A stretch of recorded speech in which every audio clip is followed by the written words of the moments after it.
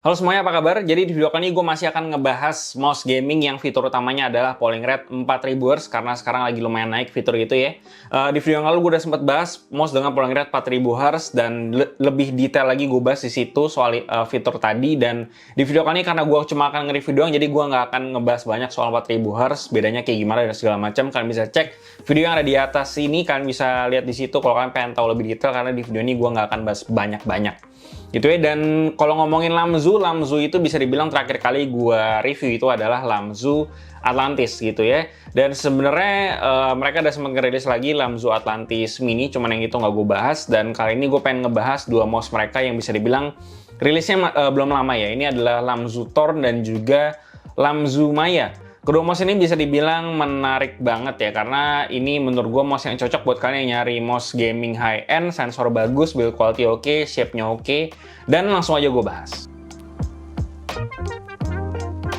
Oke, jadi Lamzu Thorn dan juga Lamzu Maya. Jadi kedua mouse ini tuh harga di sekitar 1,3 sampai 1,4 juta gitu ya, tergantung sama toko mana kalian cek di e-commerce. Dan di itu ada yang udah include sama dongle 4K Hz-nya, itu harga di sekitar 1,6 nambah 200.000. Dan untuk yang versi Thorn ini gue dapat yang versi Fnatic Edition. Dia ciri khas warna orange-nya tim Fnatic gitu, orange nyala gitu ya, dan dia juga langsung include sama dongle 4K Hz-nya. Jadi harga itu sama sekitar 1,6an juga. Sementara buat warna yang lain dia cuma ada warna hitam sama putih doang gitu. Nah, jadi yang pertama buat Lamzu Thorn. Jadi secara shape itu dia ini shape-nya pakai shape ergonomik yang mengingatkan gue sama shape ergonomik klasiknya Zowie EC2 atau kayak Pulsar X-Lite gitu.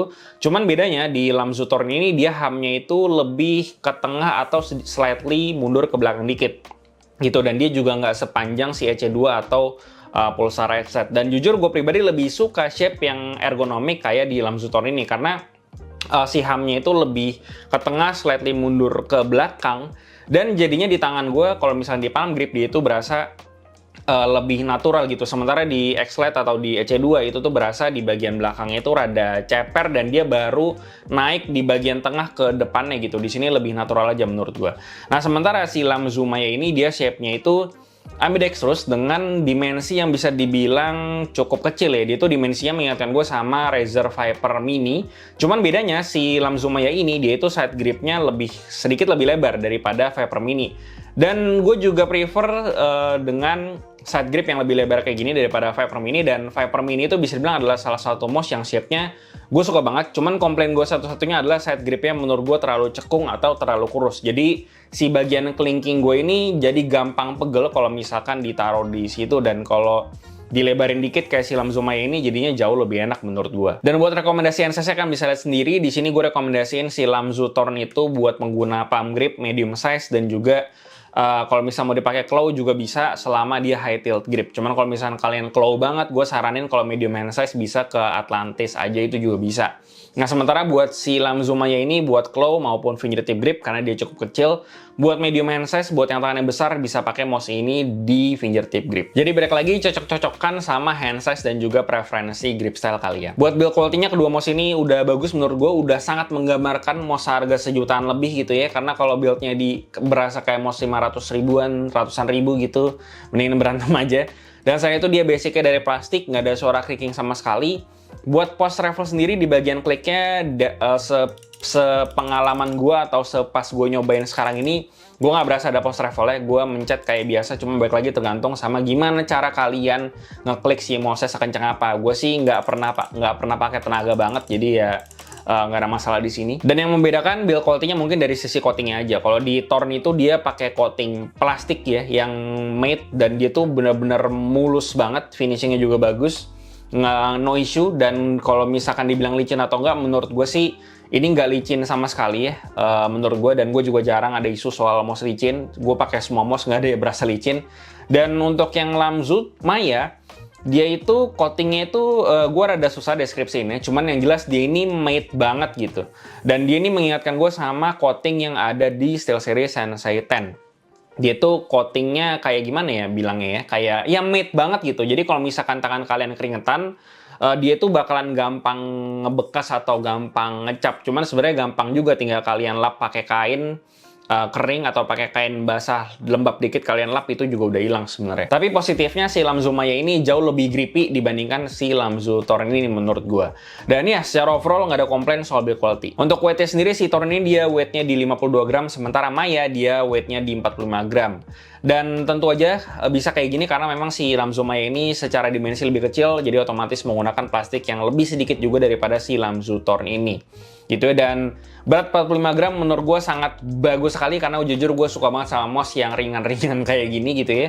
Selain itu juga dari pengalaman gue pribadi, selama mouse sudah di antara 40-50 gram, selama masih di sekitar 60 gram ke bawah, gue sih biasanya nggak ada isu. Dan pakai mouse 45 gram menurut gue juga nggak berasa keringanan sih, karena mungkin faktor gue udah kebiasa juga kali ya. Lalu buat distribusi beratnya, keduanya udah balance karena PCB-nya itu desainnya dibikin sampai ke bagian belakang gitu. Jadi secara weight distribution udah aman, nggak kayak mouse-mouse lain yang weight distribution yang ngaco, itu biasanya PCB-nya cuman sampai di bagian sensor doang.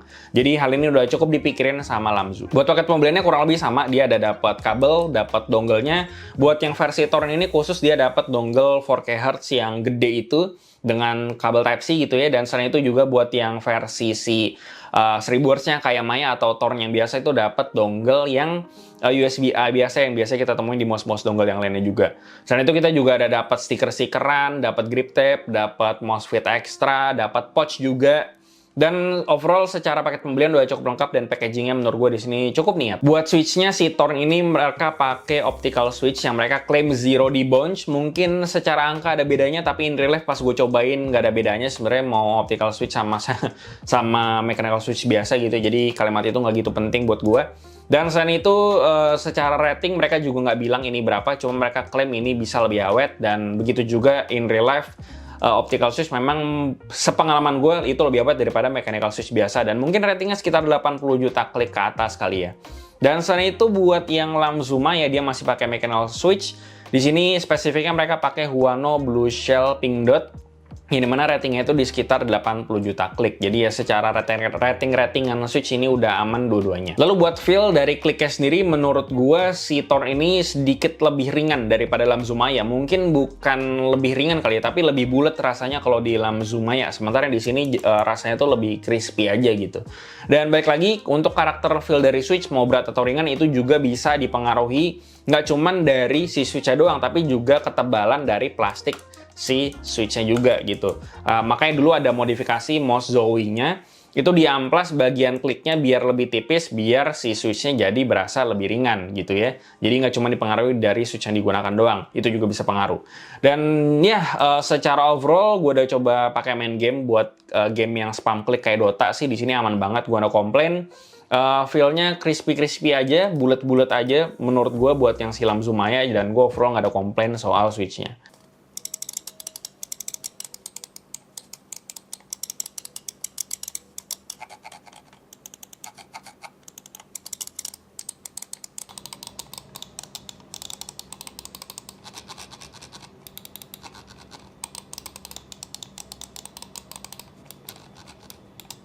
Nah, buat software kurang lebih kayak gini. Enaknya si software Thorn dan juga Maya ini, dia tuh software jadi satu software doang buat dua mouse ini. Jadi kita nggak perlu repot-repot nge-download masing-masing dua software yang berbeda buat masing-masing mouse gitu ya.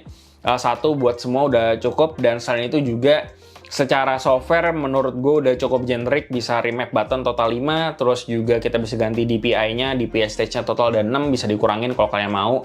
Terus selain itu juga ada lift of distance, ada motion sync, semuanya default di sini udah aman, gak ada yang gue rubah sama sekali. Selain itu buat makro juga bisa, dan buat si Lamzu Thorn dan juga berlaku buat mouse 4K-nya mereka itu kita nggak stuck di 4000 dpi doang, jadi kita bisa tetap ganti antara 125, 500, 1000, 2000 sampai 4000 Hz. Jadi kita bisa gonta-ganti sesuai sama selera. Sementara buat yang 1000 Hz dia cuma maksimal di 1000 Hz, tapi masih bisa tetap diturunin kayak biasanya. Lalu buat sensornya di sini mereka pakai Pixar 3395, yang dimana kita tahu 3395 itu sensor paling high end buat sekarang ini gitu ya. Yang dimana secara spesifikasi dia punya maksimum DPI di 26.000, akselerasinya di 50G, dan tracking speednya atau kecepatannya di 650 inch per detik. Jadi secara kecepatan ini udah kencang banget. Dan mereka juga menggunakan chipset yang sama, yaitu Nordic 52840, yang dimana chipset ini memungkinkan kedua mouse ini buat achieve polling rate 4000 dan juga punya latency atau performa wireless yang lebih oke lah bisa dibilang. Nah pertanyaannya, berasa nggak bedanya latensinya? Nah jujur aja, performa wirelessnya menurut gue udah nggak bisa dibedain. Mungkin ada bedanya di atas kertas kayak hitungan millisecond. Ya kita juga harusnya udah nggak bisa bedain millisecond itu latensinya bedanya kayak gimana karena udah sekecil itu. Jadi udah nggak gitu penting soal latency. Cuman yang bisa gue rasain adalah ketika gue pakai mouse ini di setup laptop gue yang pakai WiFi dan pakai keyboard dongle 2,4 juga dibarengin, itu gue nggak nemuin isu intervensi sinyal sama sekali. Jadi secara reliability wirelessnya menurut gue kedua mouse ini udah oke karena si chipset Nordic yang tadi. Sementara buat performa sensornya sih ya udah bagus-bagus aja ya, sama kayak mouse 3395 yang lain, secara tracking akurasi udah oke-oke aja.